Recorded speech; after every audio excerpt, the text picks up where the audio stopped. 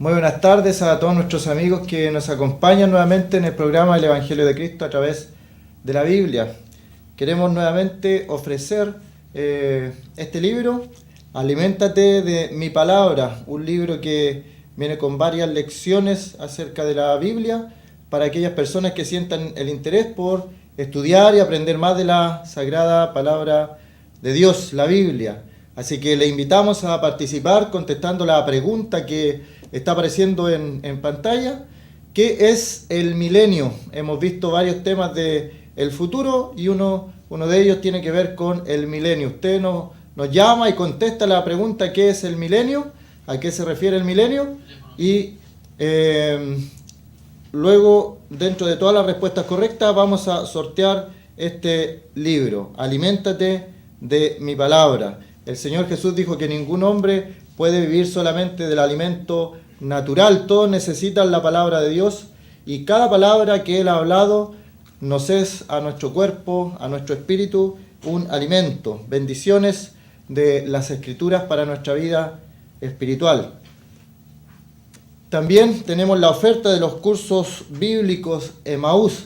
Hay varias personas que están estudiando con nosotros por correspondencia. Estos cursos bíblicos no tienen costo para usted, son totalmente gratuitos. Se contacta con nosotros y dice que quiere estudiar algún tema de la Biblia y luego entrega los exámenes y queda con el libro para usted.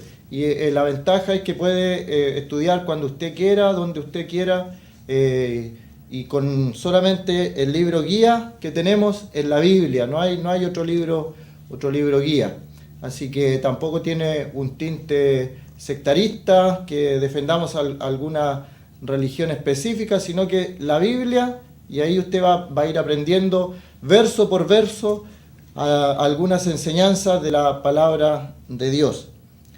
Y diciendo esto, vamos a dar inicio a lo que es nuestro estudio que vamos siguiendo cada día jueves, que nos corresponde estudiar la palabra de Dios. Hemos considerado varios días lo que es Isaías 53. Este Isaías 53 era una profecía que estaba escrita 700 a 750 años antes de que nuestro Señor Jesucristo viniera a este mundo. Por eso entenderá la importancia que tienen las profecías bíblicas, que no son como otras profecías que el mundo a veces conoce como los profetas que ellos nombran, sino que tiene una exactitud ejemplar, exacta. Así que consideramos todo Isaías 53 y vimos que cada verso que el profeta describió en la antigüedad se cumplió y tuvo fiel cumplimiento en el Nuevo Testamento. Hay un verso a mis espaldas que hemos considerado en Isaías 53, y ahora vamos a ir entonces a Primera de Pedro, el versículo 24, capítulo 2, versículo 24. Y es un texto que tiene que ver con la persona del Señor Jesucristo y lo que Él hizo en la cruz por nosotros. Nuestra intención, nuestro tema, siempre lo decimos, es la salvación del hombre. La Escritura tiene un personaje principal, que es el Señor Jesucristo. Desde el Génesis hasta el Apocalipsis, el personaje principal de la Escritura es el Señor Jesucristo, el Salvador del mundo. Hay personas que creen en la obra que Él hizo en la cruz y la Biblia los denomina cristianos, los denomina discípulos, los denomina seguidores del Señor. En otro lado aparece seguidores del camino, de este camino, refiriéndose a Jesús. Ese es el personaje principal de la Biblia. En cada pasaje de la Escritura, la persona principal es Jesucristo. Y alguien podría decir, pero bueno, en el Antiguo Testamento Jesucristo no aparece, pero está escondido a través de figuras. Y por eso es que el mismo Señor Jesucristo, cuando se aparece a sus discípulos, le dice, de mí escribió Moisés, los Salmos y los profetas. Es todo el Antiguo Testamento. La ley de Moisés, los 5 primeros libros de la Biblia, y llamado también Pentateuco, esos 5 primeros libros, también los profetas menores y los profetas mayores escribieron de Jesús, y también los salmos y los libros poéticos como Cantares o Proverbios o Eclesiastés. Así que toda la Biblia, desde el Antiguo Testamento y el Nuevo, habla de la persona del Señor Jesucristo. En el Antiguo en figura y en el Nuevo ya se revela la persona de Jesucristo como Dios hecho hombre. Pablo, escribiendo a Timoteo, dice que indiscutiblemente grande es el misterio de la piedad. Dios fue manifestado en carne. Ese es el gran misterio, que Dios mismo haya tomado cuerpo humano y para entrar en este mundo haya usado también la figura de María. Y Jesús nace de una mujer en este mundo. Así que tenemos a Dios mismo hecho hombre y la Biblia muestra que vivió aproximadamente 33 años, estuvo 3 años en el ministerio, 3 años y medio aproximadamente, nuestro Señor, y luego Él muere en la cruz del Calvario. Hace poco se recordó la muerte, la crucifixión, la pasión de nuestro Señor Jesucristo. Pero muchas personas celebraron aquello sin saber qué significa realmente lo que Jesucristo hizo en la cruz del Calvario. Hay personas que se enfocan en las enseñanzas de Jesús y dicen Jesús fue un buen maestro. Hay otras personas que dicen Jesús vino al mundo para hacer milagros. Jesús vino al mundo para dejarnos ejemplo. Pero la Biblia nos dice que Jesús vino al mundo con un propósito. Y ese propósito que nos da la Biblia es que Jesús vino al mundo a salvar a los pecadores, de los cuales yo soy el primero. Así que vamos a dar lectura a un versículo en la primera carta de Pedro, el capítulo 2 y el versículo 21. Dice de la siguiente forma, primera de Pedro 2, 21.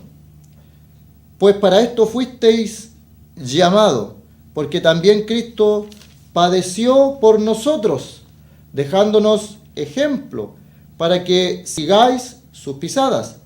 Y aquí se refiere al verso 22 a nuestro Señor Jesucristo. Y pongamos atención en las palabras que Pedro utiliza de él. Pedro fue una persona que estuvo con el Señor en un círculo íntimo conformado por Pedro, Juan y Jacobo. O sea, estuvo más tiempo que los otros apóstoles con él. Y él dice acerca de nuestro Señor, el cual no hizo pecado, ni se halló engaño en su boca, quien cuando le maldecían no respondía con maldición. Cuando padecía no amenazaba, sino encomendaba la causa al que juzga justamente. Verso 24, estoy leyendo en Primera de Pedro 2. Quien llevó el mismo nuestros pecados en su cuerpo sobre el madero, para que nosotros, estando muertos a los pecados, vivamos a la justicia, y por cuya herida fuisteis sanados, porque vosotros erais como ovejas descarriadas, pero ahora habéis vuelto al pastor y obispo de vuestras almas. Hasta ahí la lectura de la palabra del Señor. Hemos leído en la primera carta de Pedro, el capítulo 2, del verso 22 al verso 24. Pedro se refiere a lo que es la persona incomparable, sin igual, del Señor Jesucristo. Es una persona que cambió nuestro mundo conocido. La cultura que tenemos nosotros en el día de hoy proviene y viene de ese mundo que el Señor Jesucristo, a través de su muerte en la cruz, también dejó en este mundo un antes y un después de su nacimiento. Por eso es que se nos llama a nosotros el mundo judío cristiano. Nosotros estamos en el lado occidental. El pilar fundamental de toda nuestra sociedad se basa en el cristianismo, en lo que el Señor fundó allí en Israel. La muerte de nuestro Señor Jesucristo tiene un significado eterno. No es los clavos, ni la corona de espinas, ni su espalda con los látigos, lo que salvó al ser humano de los pecados. Va más allá que eso. Hemos visto en Isaías 53, lo consideramos, que dice que Jehová quiso sujetarlo a padecimiento. Fue Jehová quien quiso que la persona de nuestro Señor Jesucristo padeciera en la cruz del Calvario. En aquellas 3 horas de oscuridad, cuando el Señor Jesucristo clama y Dios mío, ¿por qué me has desamparado? El Señor Jesucristo no hizo engaño. Como dice aquí Pedro, la persona del Señor Jesucristo, cuando le maldecían él, no respondía con maldición, totalmente contrario a toda la naturaleza humana. Cuando a uno le ofenden, cuando ofenden nuestro orgullo, cuando alguien nos hace daño, cuando alguien dice algo malo de nosotros, la naturaleza humana responde con todo lo que tiene contra el prójimo. Eso es la naturaleza humana. Pero el Señor Jesucristo es alguien único, totalmente contrario a nosotros. Es el Señor y su persona, el sacrificio perfecto porque Él es perfecto. Es el sacrificio que Dios escogió porque era el cordero que tenía que ser inmolado como sacrificio allí en la cruz. Cuando Pedro dice el cual no hizo pecado, estamos hablando de una persona que acompañó al Señor por 3 años y medio aproximadamente. Lo acompañó, estuvo con Él, estuvo día, noche con Él, saliendo, conviviendo con un grupo de personas.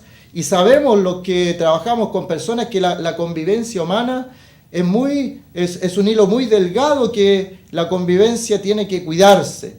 Y se rompe y queda la escoba y la gente discute y pelea y hay envidia y hay contradicciones porque somos humanos. Y Pedro dice de esta persona que no hubo pecado en él, no hizo pecado, no cometió transgresión, no hubo error en él, no hubo ninguna falta en él.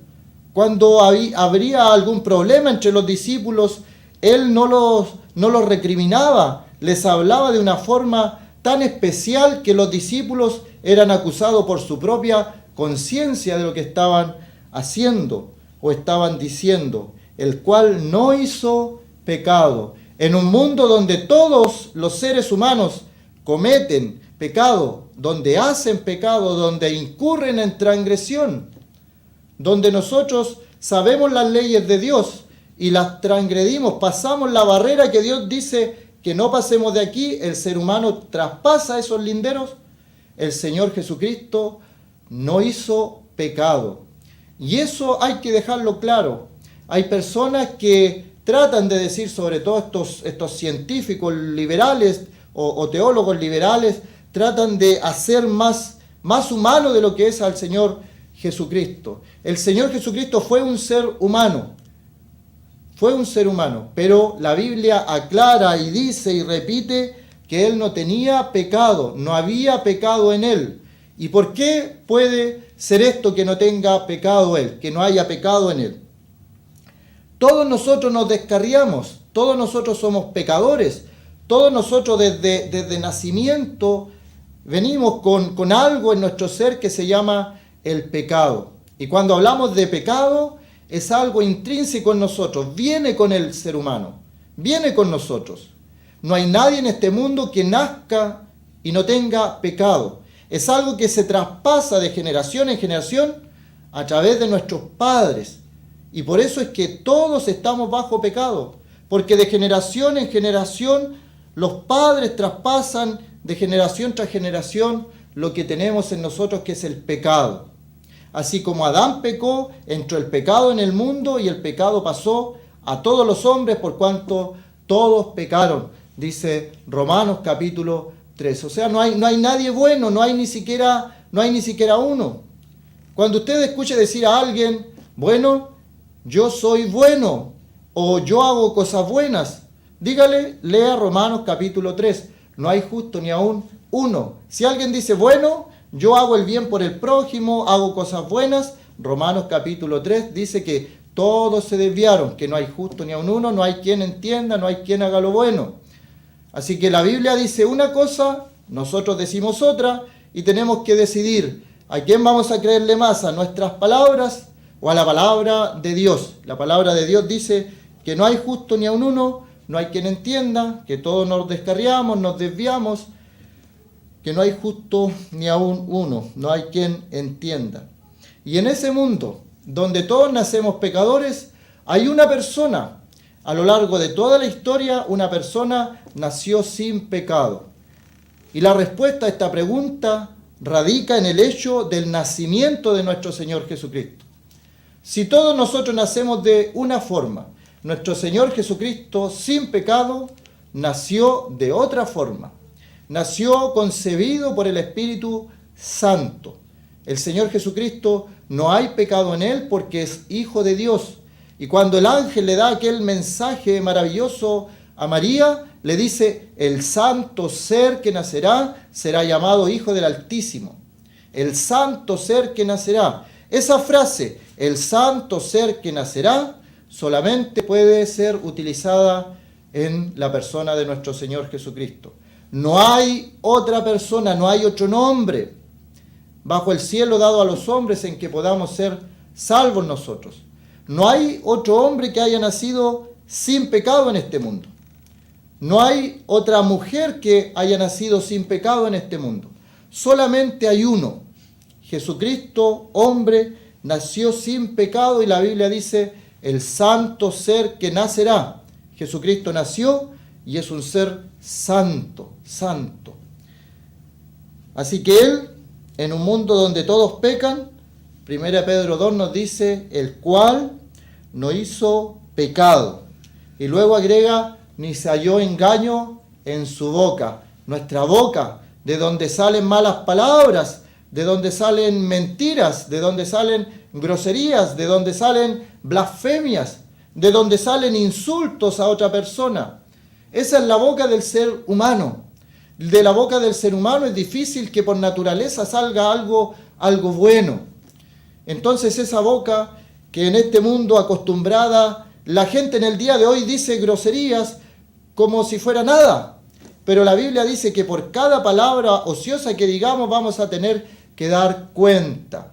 La Biblia también condena a los maldicientes. Hay gente que maldice a otro y lo hace con su boca. Y por eso la importancia de que una persona renacida, que sea creyente, que diga: yo tengo a Cristo en el corazón, que Dios y el Espíritu Santo trabaje en la boca de esa persona, que vaya limpiando esa boca, que antes decía grosería, vaya haciendo una limpieza al Espíritu Santo y ya deje esas palabras que eran sin sentido y ofendían a los demás. Porque el Espíritu Santo tiene que hacer un trabajo en la persona y tiene que hacer este trabajo en nuestra boca también. Que no salga maldición, que no salgan groserías, que no salgan mentiras.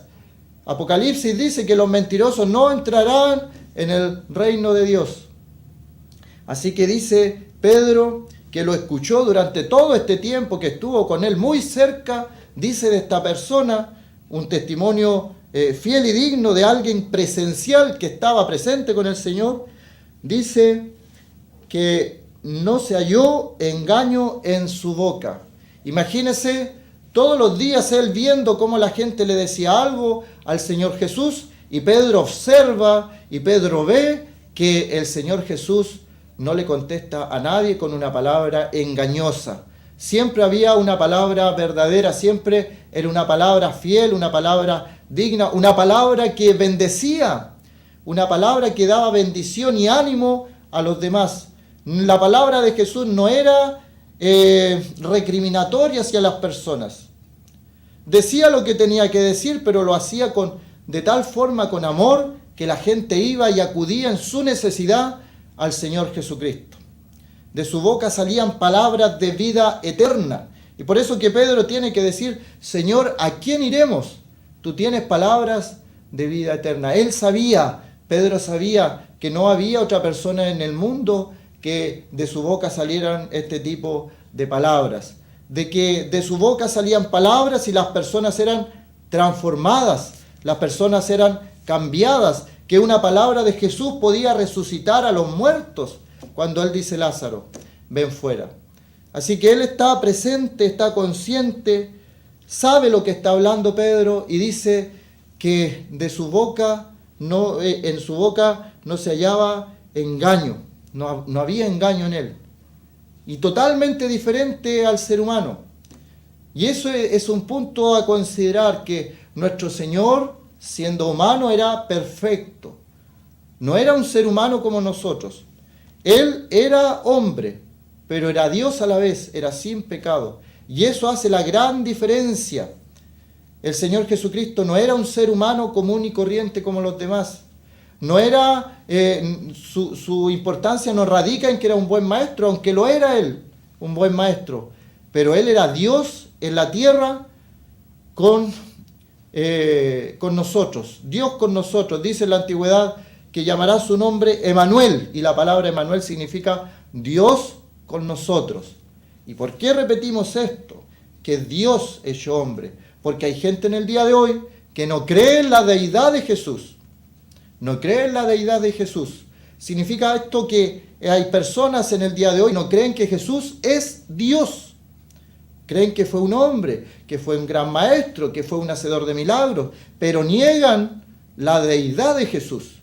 Y eso es importante, que Jesús es Dios sobre todas las cosas. El Hijo de Dios. Cuando aparece en Juan capítulo 1, ahí está. Es Dios, pero a la vez es hombre, entre nosotros, el Señor Jesucristo. Por eso que el Señor Jesucristo puede resucitar muertos, Él es Dios, puede calmar las tormentas, es el creador de todas las cosas, puede multiplicar los panes, los peces, porque de Él y por Él son todas las cosas por Él subsisten. Él creó todas las cosas y sin Él nada de lo que ha sido hecho fue hecho, dice Juan capítulo 1. Entonces, tenemos que no hizo pecado. En un mundo donde todos cometen pecados, Él no hizo pecado. En un mundo donde todos tienen palabras malas, palabras de engaño, palabras que maldicen a los demás, tenemos a una persona especial llamada Jesús, que es Dios entre nosotros, que de su boca no había una palabra de engaño. Y luego dice el verso 23, ¿quién cuando le maldecían no respondía con maldición? El Señor tuvo que aguantar insultos, el Señor tuvo que aguantar cuánta cosa le decían, y Él no respondía de la misma forma hacia sus enemigos. El Señor es un hombre especial, hombre perfecto porque era Dios entre nosotros, sin pecado. Importante eso, porque para hacer el sacrificio perfecto tenía que ser sin mancha, sin contaminación, apartado de los pecadores. Es el Señor, el Cordero Pascual, el Cordero perfecto. No podía tener ninguna mancha. Tenía que ser sin mancha alguna, sin pecado, sin contaminación. Y cuando la gente le maldecía, Él no respondía con maldición. No respondía de la misma forma que la gente lo trataba. Y eso le llamaba la atención a Pedro. Eso le llamaba la atención a Pedro. Cuando le dicen, tú eres de los que andaba con Jesús, tu hablar es como ellos, tú andabas con el Galileo. Y él niega eso, tiene miedo. Y en una de sus respuestas él dice, respondió, no conozco al hombre, y respondió con maldiciones.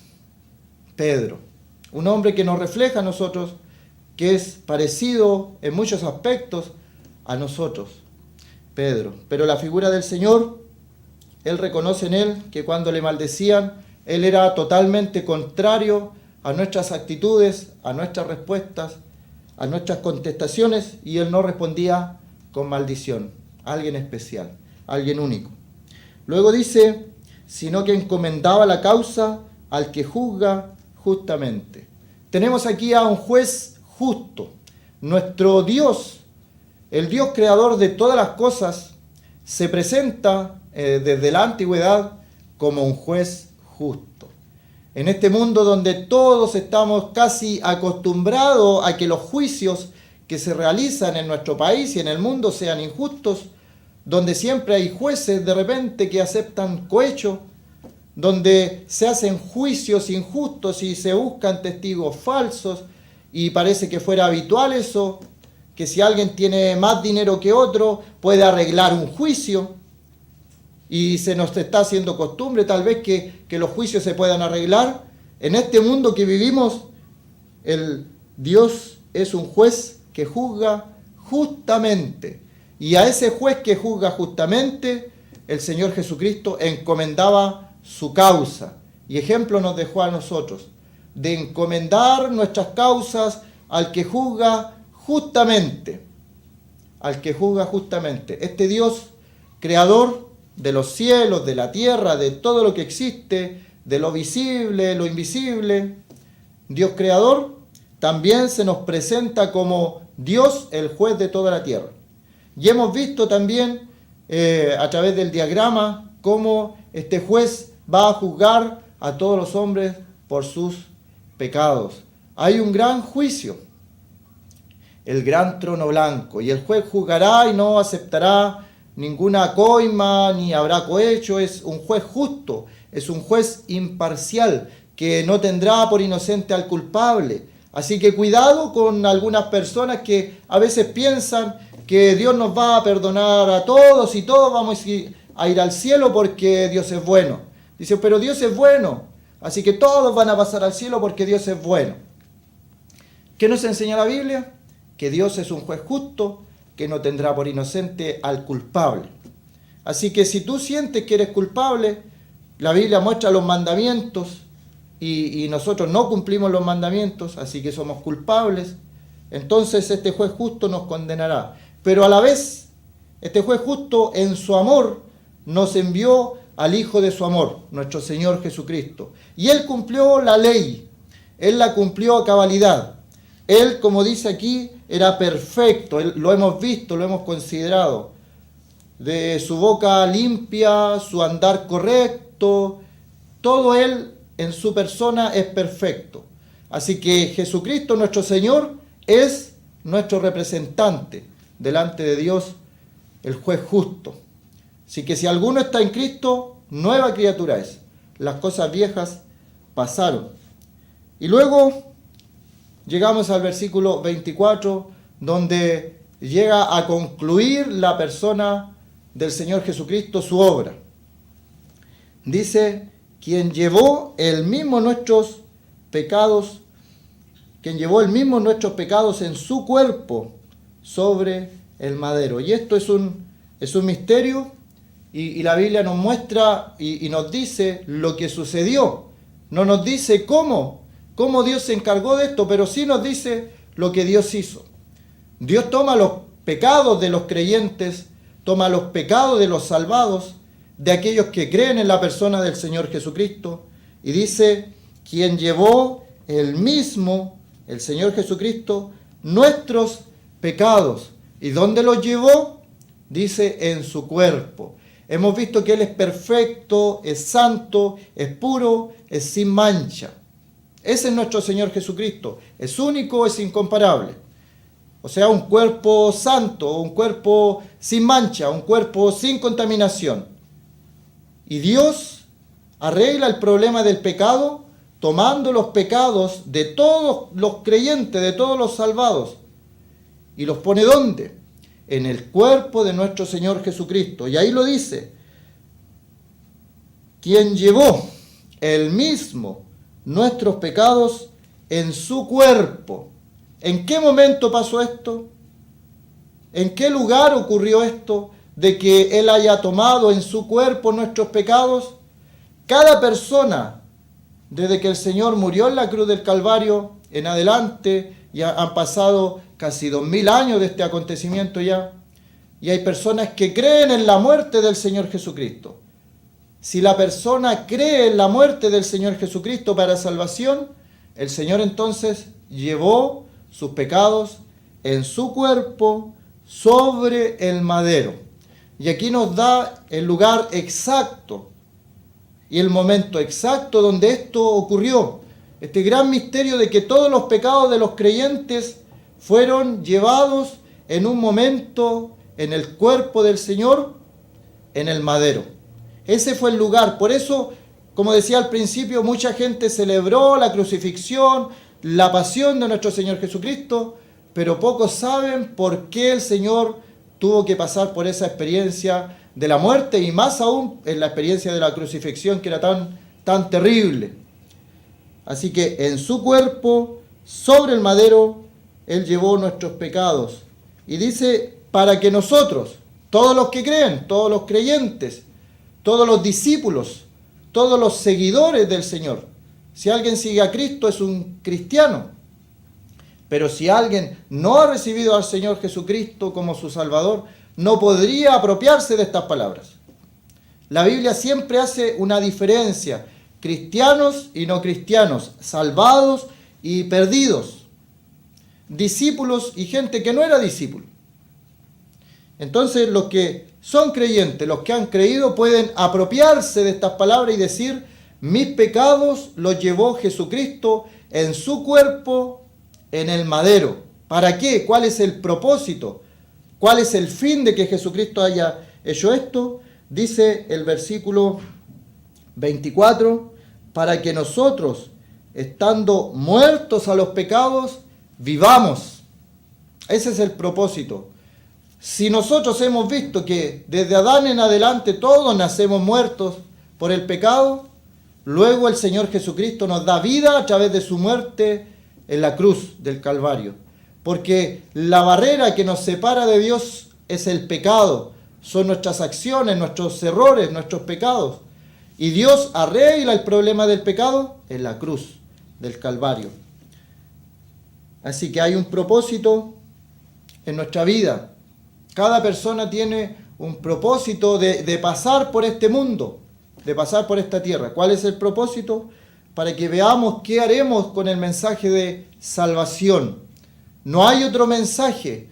No vamos a contar aquí anécdotas personales y cosas por el estilo. Hay un mensaje, que el hombre está perdido en sus delitos y pecados, que el hombre no ha cumplido ni ha alcanzado la ley de Dios, pero Dios ha enviado a su Hijo para salvar a los pecadores. ¿Quieres recibir esto? ¿Cómo se recibe? ¿Hay que repetir una oración? ¿Hay que alzar tu mano? Es Dios el creador tuyo, que conoce tu corazón y tu mente y sabe incluso nuestros pensamientos. Así que es un encuentro personal entre tú y tu Dios. Y el profeta en la antigüedad decía, prepárate para venir al encuentro de tu Dios. Hay un momento en tu vida que tienes que pasar por esto y ver qué haces en relación a la persona de nuestro Señor Jesucristo. ¿Le recibirás o le rechazarás?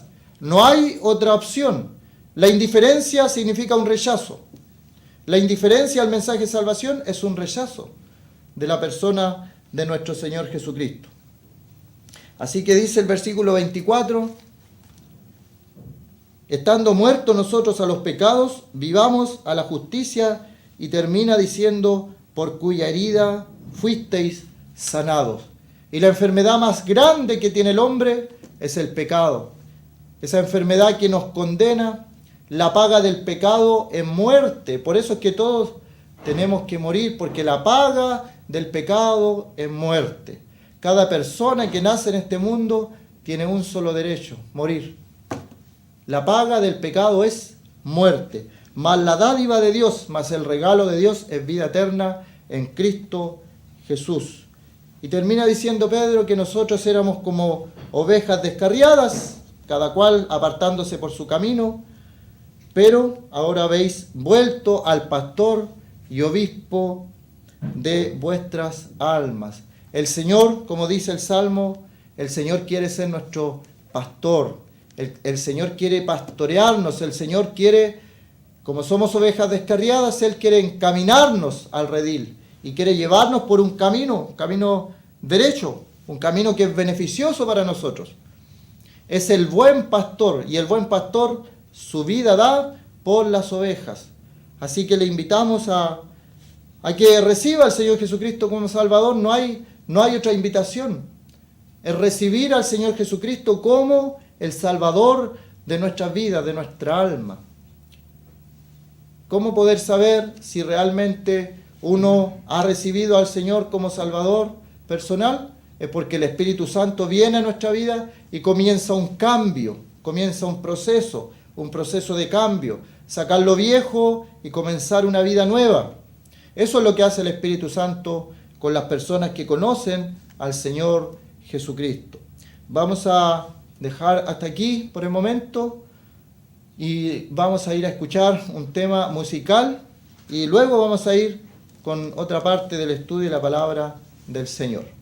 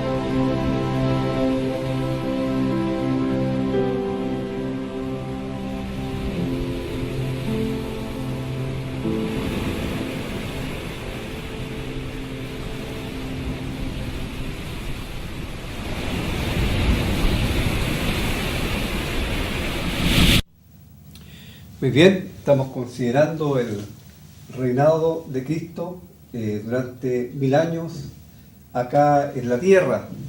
Eso es el tema que estamos considerando en estos últimos programas que hemos estado viendo. Vamos a leer nuevamente en el libro del Apocalipsis, el capítulo 20, del versículo 1, dice: vi a un ángel que descendía del cielo con la llave del abismo y una gran cadena en la mano, y prendió al dragón, la serpiente antigua, que es el diablo y Satanás, y lo ató por 1000 años, y lo arrojó al abismo, y lo encerró y puso su sello sobre él, para que no engañase más a las naciones hasta que fuesen cumplidos 1000 años, y después de esto debe ser desatado por un poco de tiempo. Tenemos en la palabra de Dios, y tal como hemos ido observando en el gráfico, después de la gran tribulación, el Señor Jesús al final viene a la tierra, juzga e instaura este reino milenial, un reinado que tiene un tiempo de duración que son 1000 años. Un tiempo, como hemos visto, de paz y de tranquilidad y prosperidad que el mundo no ha conocido, porque ciertamente en nuestro tiempo muchos hablan de paz, pero esta paz lamentablemente no es próspera, porque Satanás se encarga de destruirla. Satanás se encarga de hacer que no haya paz en el mundo. Tampoco en el corazón de aquellas personas que no tienen a Cristo como su Salvador personal hay paz, porque sobre ellos pende la espada de la justicia de Dios. Así vimos que en este tiempo de este reinado milenial no van a existir las enfermedades, la muerte va a venir solamente en casos de juicio en forma muy especial. Por ejemplo, en el libro del profeta Isaías, en el capítulo 65,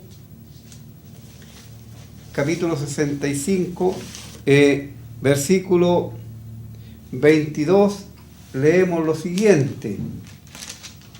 Isaías 65, 22.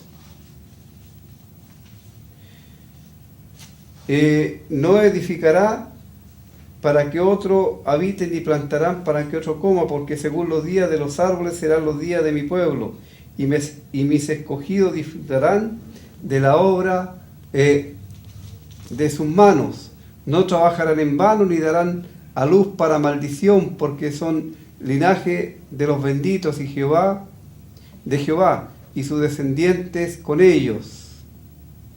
Ahí tenemos que no habrá muerte, sino solamente en caso especial. Dice, no habrá más allí niño que muera de pocos días, versículo 20 estoy leyendo, ni viejo que sus días no cumpla, porque el niño morirá de 100 años y el pecador de 100 años será maldito.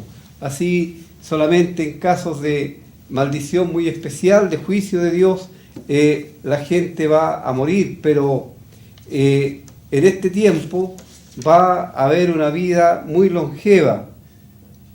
Habrá plena seguridad, porque no van a haber armas de guerra, como lo vemos que hay hoy día, y como los gobiernos y las grandes potencias empiezan a promover la guerra para vender sus armas, porque la guerra es el gran negocio que tienen las grandes potencias hoy por hoy, y el hombre, los científicos, siempre están preparándose no para crear cosas para la vida, sino para crear cosas para la muerte.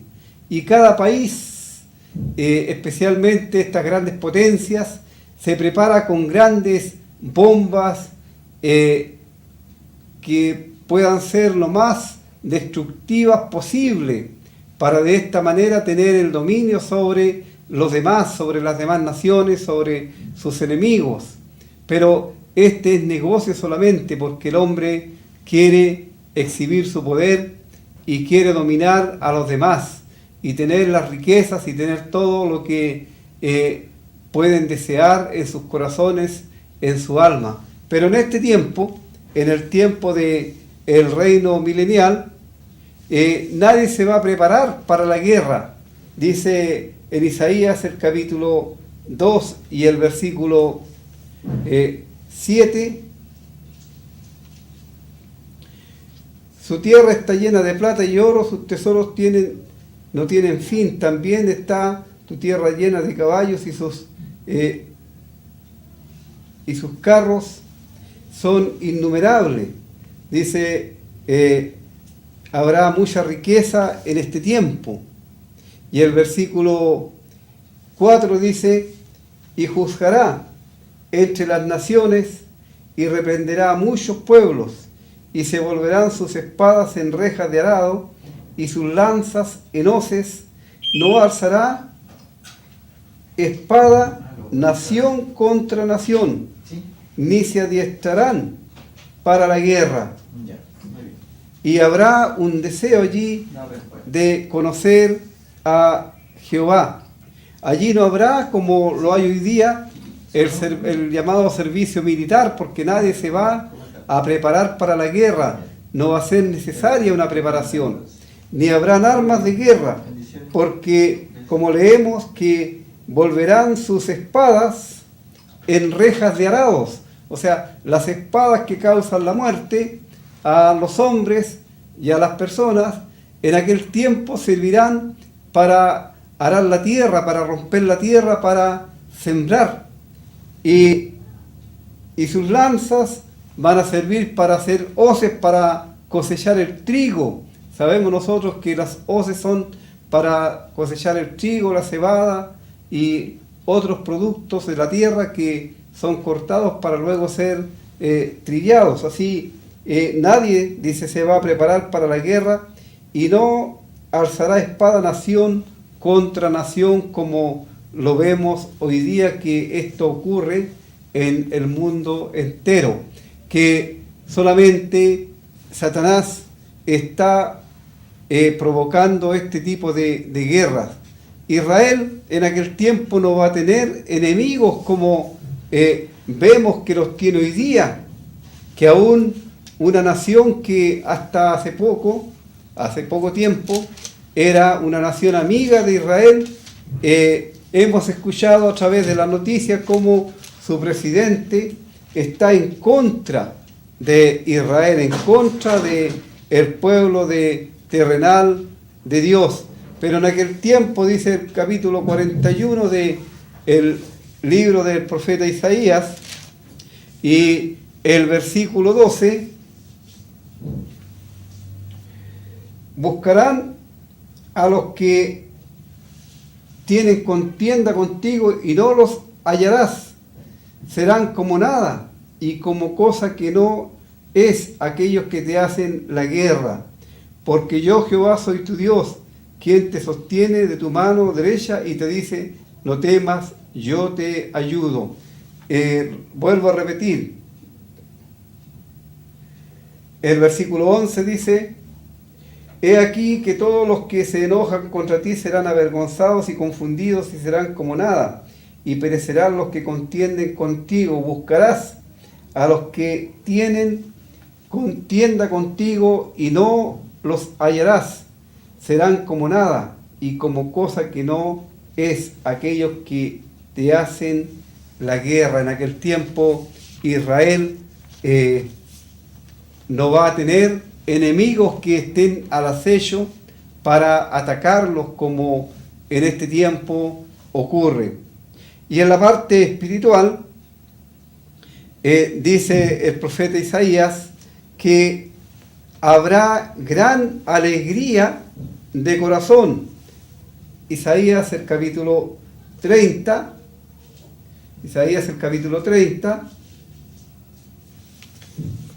versículo 29. Dice: vosotros, refiriéndose a Israel, tendréis cántico como de noche en que se celebra Pascua, y alegría de corazón como el que va con flauta para venir al monte de Jehová, al fuerte de Israel. Tendréis cántico como de noche en que se celebra Pascua. Y esta Pascua no tiene nada que ver con la Navidad que nosotros conocemos, sino más bien esta Pascua tiene que ver con la gran salvación que Dios hizo a través de la muerte de un primogénito, estando Israel en Egipto. Recordarán ustedes que esa parte la hemos estudiado también. Y esa es una gran celebración para Israel. Y en aquel tiempo dice que los israelitas, los judíos, tendrán alegría en su corazón y habrá gran cántico. Y este cántico será como en la celebración de la Pascua, de la liberación que Dios hizo de Israel. Y en el capítulo 25, versículo 9 dice: y se dirá en aquel día: he aquí, este es nuestro Dios, le hemos esperado y nos salvará. Este es Jehová a quien hemos esperado, nos gozaremos y nos alegraremos en su salvación. Qué maravilla realmente resulta para nosotros el pensar en este tiempo de gran tranquilidad espiritual y de gran gozo y alegría para este pueblo de Dios. Israel temerá en aquel tiempo y santificará también a Dios. Nos dice el profeta Isaías en el capítulo 29, de los versículos 22 y 23. Estamos considerando el tiempo del reino milenial. Dice: por tanto, Jehová que redimió a Abraham dice así a la casa de Jacob: no será ahora avergonzado Jacob, ni su rostro se pondrá pálido, porque verá a sus hijos, obra de mis manos en medio de ellos, que santificarán mi nombre, y santificarán al Santo de Jacob, y temerán al Dios de Israel. Libremente Israel va a entregar su corazón a Jehová y va a santificar el nombre de Jehová, el Dios de Israel. Las naciones en aquel tiempo van a desear conocer a Dios. Y esto lo podemos considerar en el capítulo 2 y en el versículo 2 dice: acontecerá en lo postrero de los tiempos que será confirmado el monte de la casa de Jehová como cabeza de los montes, y será exaltado sobre los collados, y correrán a él todas las naciones, y vendrán muchos pueblos diciendo, y dirán: venid, subamos al monte de Jehová, a la casa del Dios de Jacob, y nos enseñará sus caminos, y caminaremos por sus sendas, porque de Sión saldrá la ley, y de Jerusalén la palabra de Jehová. Las naciones, las personas que habiten en aquel tiempo en las naciones, van a desear conocer a este Dios maravilloso, al Dios de Israel.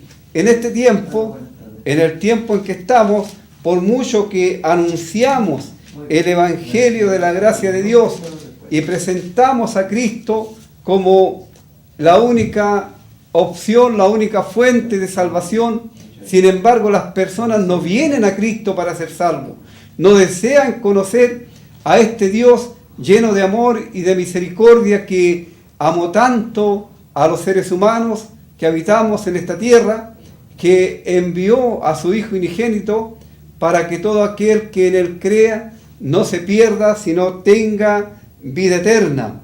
Pero en aquel tiempo la gente va a desear conocer al Dios de Israel. Dice el capítulo 11 de Isaías: acontecerá en aquel tiempo que la raíz de Isaí, la cual estará puesta por pendón a los pueblos, será buscada por la gente, y su habitación será gloriosa. ¿Cómo deseamos nosotros y desearíamos que aquel tiempo fuera ahora? Porque estaríamos hablando de la palabra de Dios y las personas estarían expectantes por conocer a este Dios maravilloso y bondadoso que, para salvar a los pecadores, envió a su Hijo muy amado a morir en una cruz llevando la maldición de todos nosotros. Pero en aquel tiempo, qué maravilla es cuando la gente deseará conocer a este Dios maravilloso. Habrá en aquel tiempo instrucción para todos. Todos van a ser instruidos en la palabra de Dios. Mire qué maravilla es esto que podemos considerar en la palabra de Dios. Habrá instrucción para todos, de acuerdo a lo que nos enseña el capítulo 30 de el libro de Isaías, del profeta Isaías, versículos 20 y 21.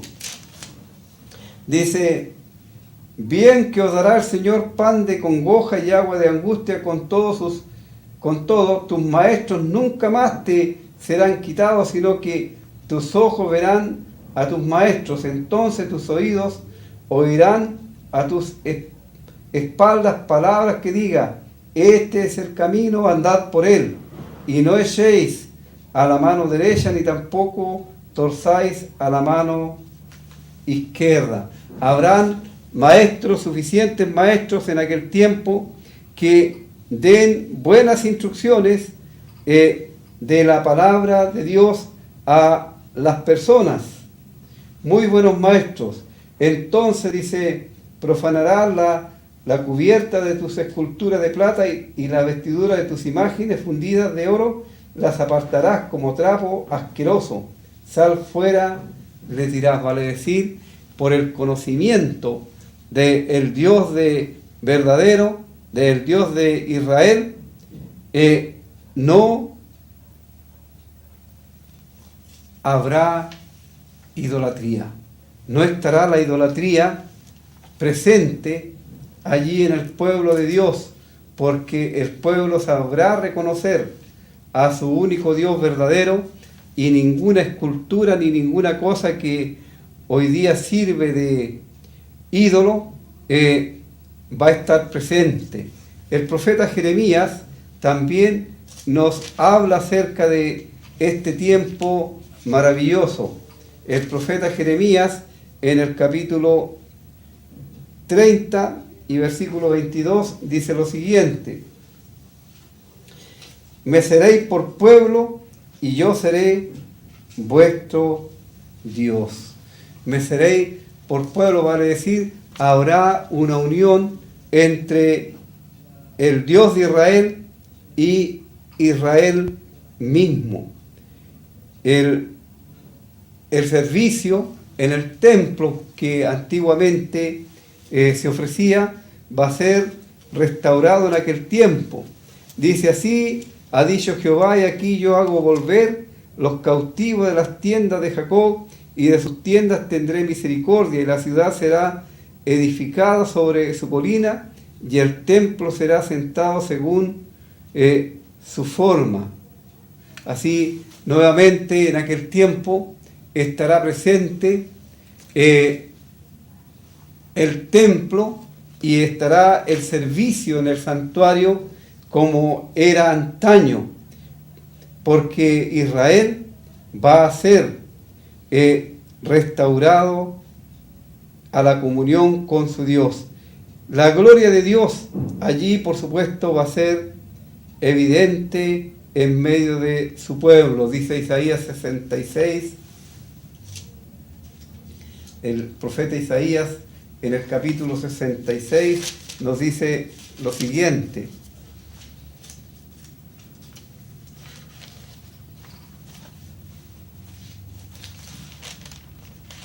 Isaías 66 y en el versículo 18 dice: porque yo conozco sus obras y sus pensamientos.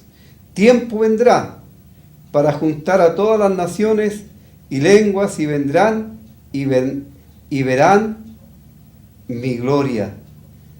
¡Qué maravilloso! Verán mi gloria. En aquel tiempo Israel va a presenciar y va a ver la gloria de este Dios maravilloso. Dice también en el capítulo 40,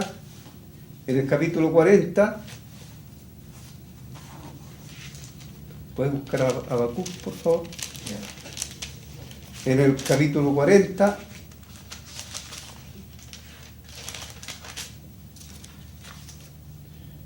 Habacuc 2:14, versículo 5: y se manifestará la gloria de Jehová, y toda carne juntamente la verá, porque la boca de Jehová ha hablado. Se manifestará, o sea, estará presente la gloria de Jehová y van a poder contemplarla. Por favor, lee Habacuc 2:14. Habacuc 2:14, porque la tierra será llena del conocimiento de la gloria de Jehová, como las aguas cubren el mar. Así, como vemos, la manifestación de Dios en aquel tiempo será muy grande y Dios morará. Dios mismo morará en medio de su pueblo Israel. Estamos hablando del tiempo del reino milenial. No, todavía no es el reino eterno, sino el reino milenial. Zacarías, el capítulo 2, versículos 10 al 13, vamos a leer lo que nos enseña el profeta, o más bien Dios, a través de el profeta Zacarías. Zacarías 32, 14 y 15. Dice, Zacarías 2, 13, 10 y 13. 10 y 13.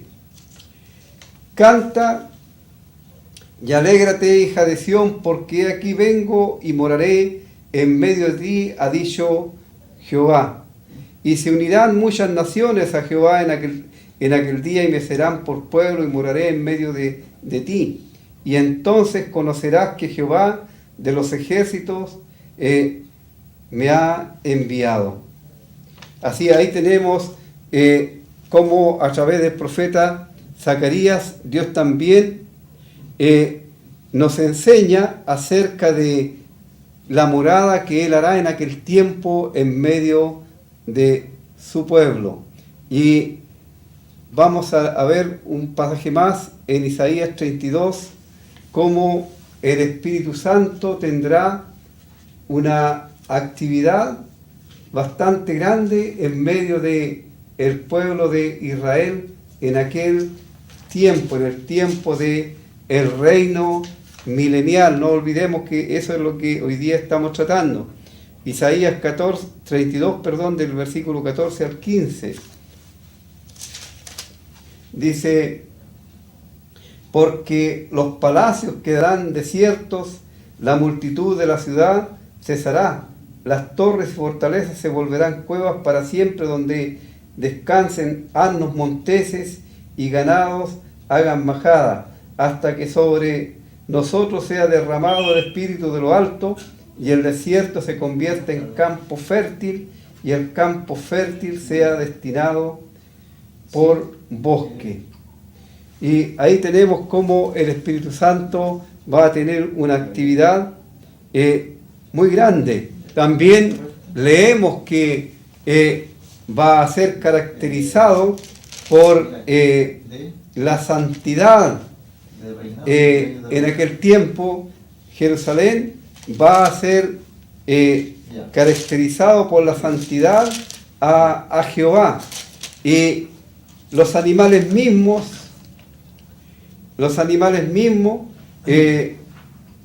no tendrán la ferocidad que hoy día tienen, porque aún esta ferocidad que hoy día tienen es por causa de el pecado. Así vamos a dejar hasta aquí por ahora el estudio acerca de este periodo de el reino milenial, y le invitamos para que usted medite en la palabra de Dios que hemos estado tratando hasta este momento, y medite en el amor de Dios para con usted, en que aún le da tiempo para que usted pueda venir a Cristo, para que le reciba como su Salvador personal, porque si el Señor Jesús aún no ha venido a buscar a su iglesia, a su pueblo, no es porque Él retarde su venida, como dice la palabra de Dios, como algunos la tienen por tardanza, sino que Él es paciente para con nosotros, porque Él no quiere que ninguno perezca, sino que todos procedan al arrepentimiento. Pero la palabra de Dios tiene fiel cumplimiento, y esto que estamos estudiando ahora, que son temas futuros, esto va a ocurrir literalmente en el mundo. Los creyentes que pertenecemos a la iglesia vamos a estar allí también presentes, reinando con Cristo. Vamos a ir a escuchar otro himno y luego nos despedimos.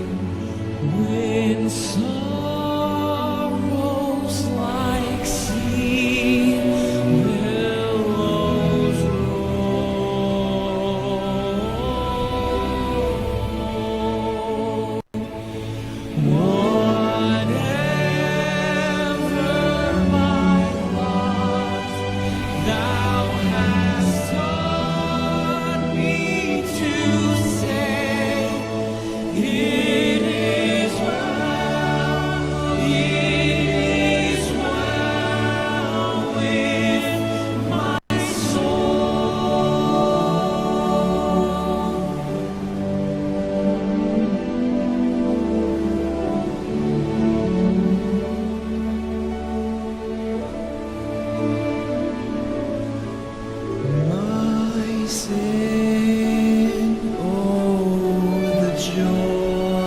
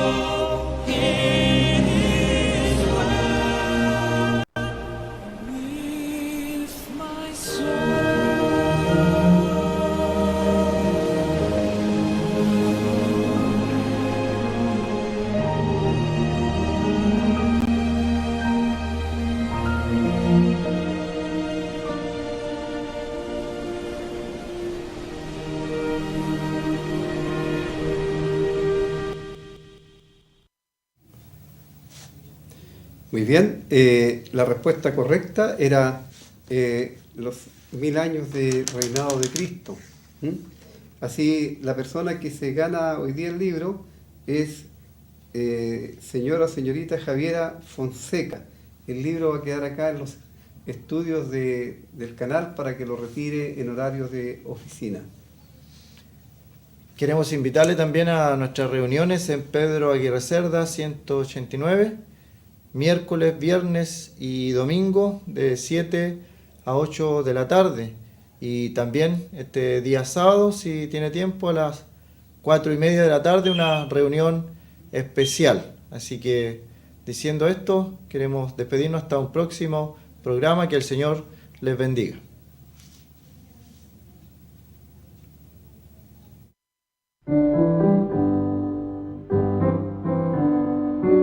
Sublime gracia del Señor.